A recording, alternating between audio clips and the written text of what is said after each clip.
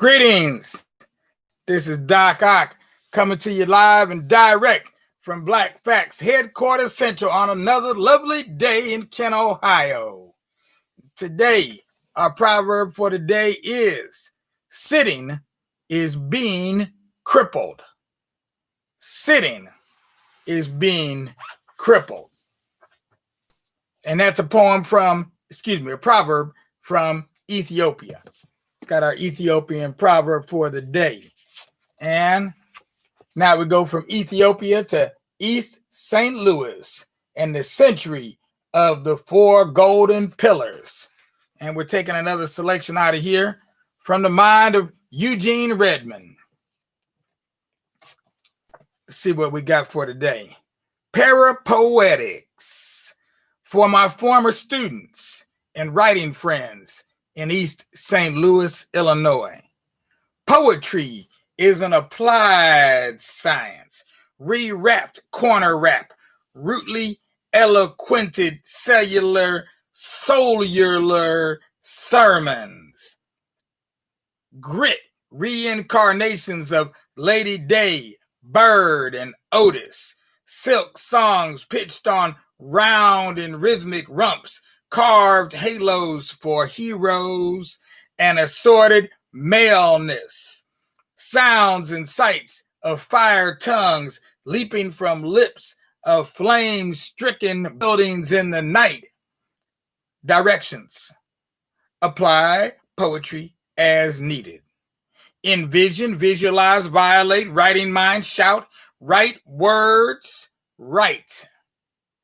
Cohabitate, cestate, pregnate or vocabulary, dig a parapoet. All right. And that's Parapoetics from the mind of Eugene Redmond, straight out of East St. Louis.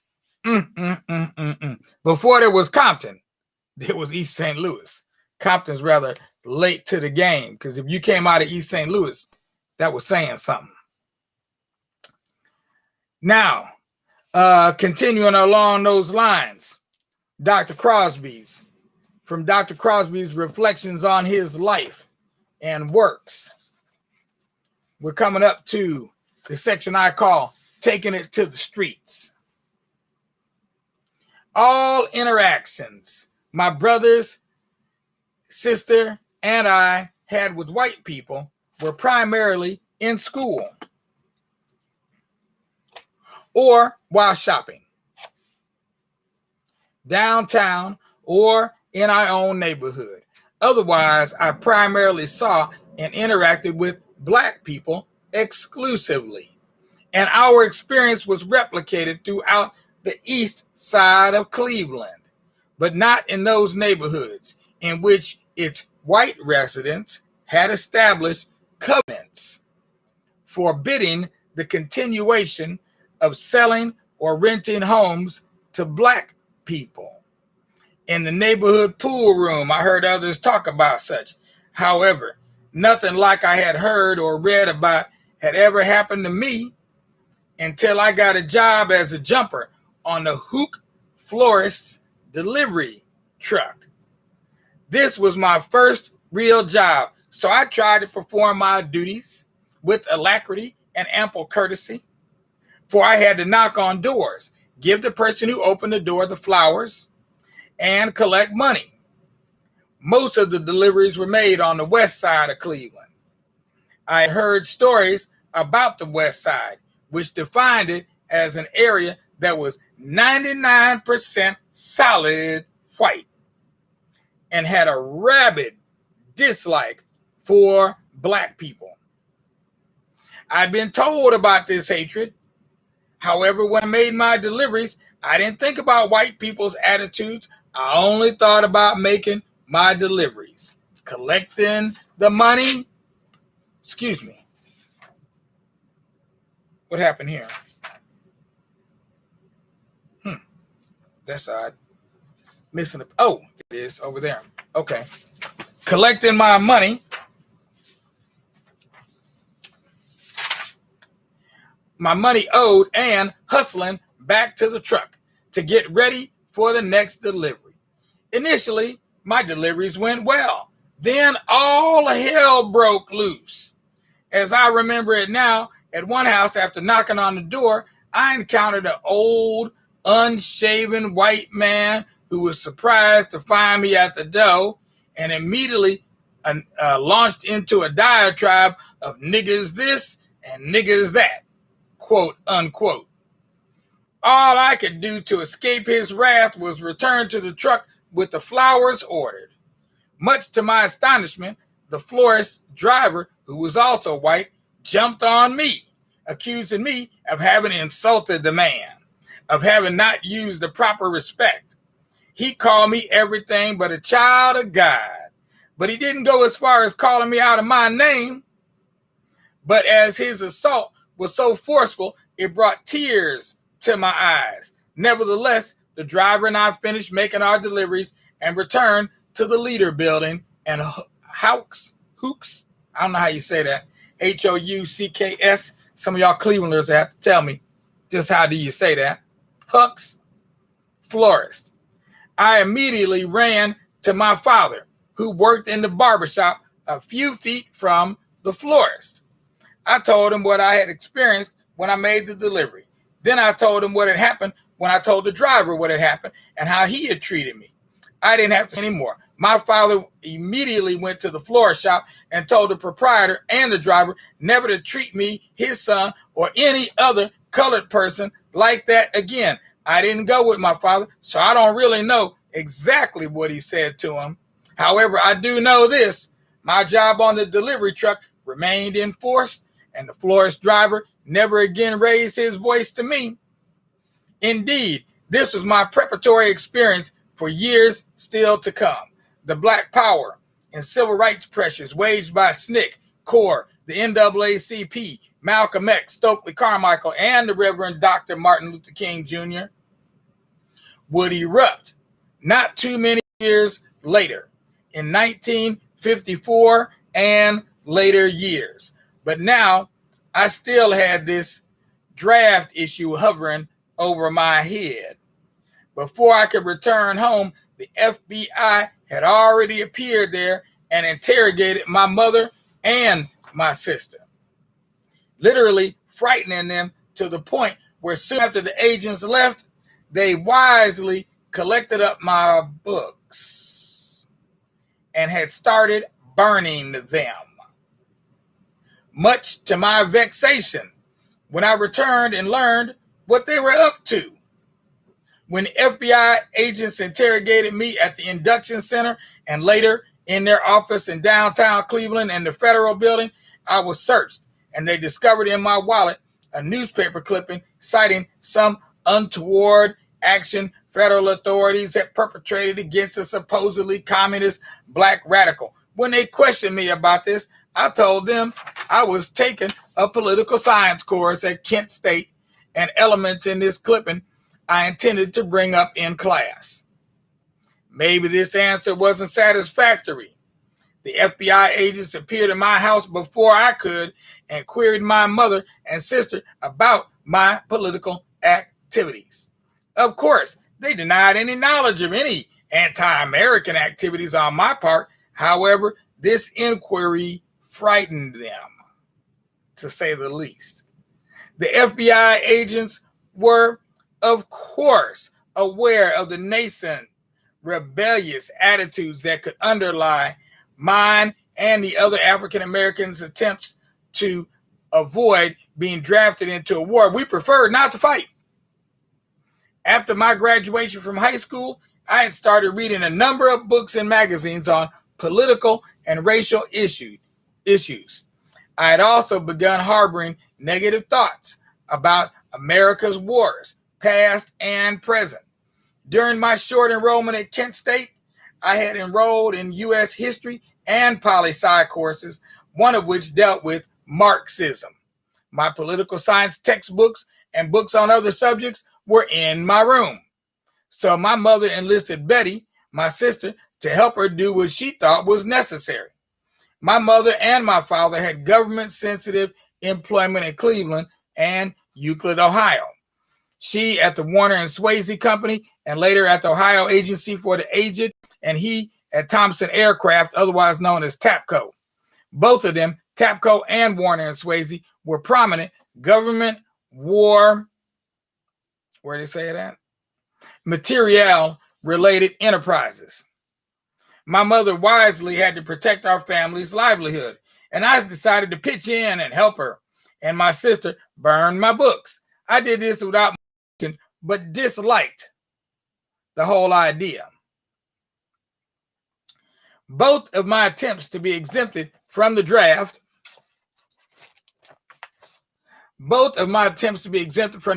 and the combat zone failed. When I boarded the troop train on December 17th, 1951, it was loaded with other Ohio inductees bound for Fort Meade, Maryland. I learned my friend Richard, who had also feigned heroin addiction, was there on the train with me. It appeared he and I were both lucky at trying to avoid the draft, but I felt all good fortune had not yet been denied me. However, Richard attempted to continue his junkie act, quote unquote, and brought the full weight of the U.S. Army down on himself unnecessarily. Upon arriving at Fort Meade, Maryland, all inductees had to go through a series of interviews and a battery of entrance exams, which were really IQ or educational achievement tests.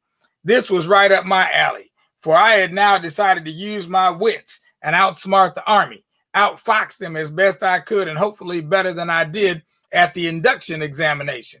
I was in the Army now, so I had to make the best of it. During one of the interviews, the interviewer mentioned a word I'd heard before, malingerer or malingering. I was now made aware that my attempt to avoid the draft had already been placed in my record. I, of course, denied the accusation, or as I remember now, explained it away as best I could. So when I was scheduled to sit for a skill test, I applied all my wits. I left nothing out but the negative attitude I had exhibited in high school and college and at the induction center. I had decided to refine my act, my deportment, as I prepared myself for the series of interviews and especially the tests, none of which were physical. One of these tests was a typical typing test. That typing course I had taken pursuing my future wife, Shirley, was about to pay off. I hoped, when the day was announced for me to take the test, I had to bone up on my somewhat mediocre and certainly dormant typing skills. No typewriter was available for me to practice on, so I had to make do by drawing a typewriter's keyboard from memory, only the alphabet and shift keys. I had learned in the typing class I had taken,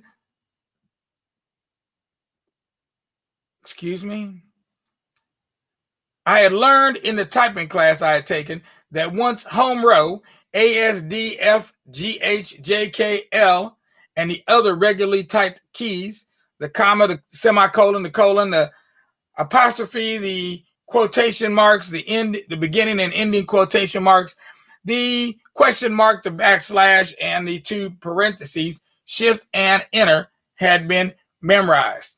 I would be able to type without looking at the keys. I drew home row and its attendant keys to size and placed one on a piece of cardboard the size of the keyboard and practiced typing all night and took the test in the morning. After having taken the test, it was reported my typing score was 25 words per minute. That was better than good considering the time I had to practice. I was in the military now. However, as I had done with the typing test, I continued at every chance that presented itself to avoid any overt demonstration that might have suggested I hadn't reconciled my fate.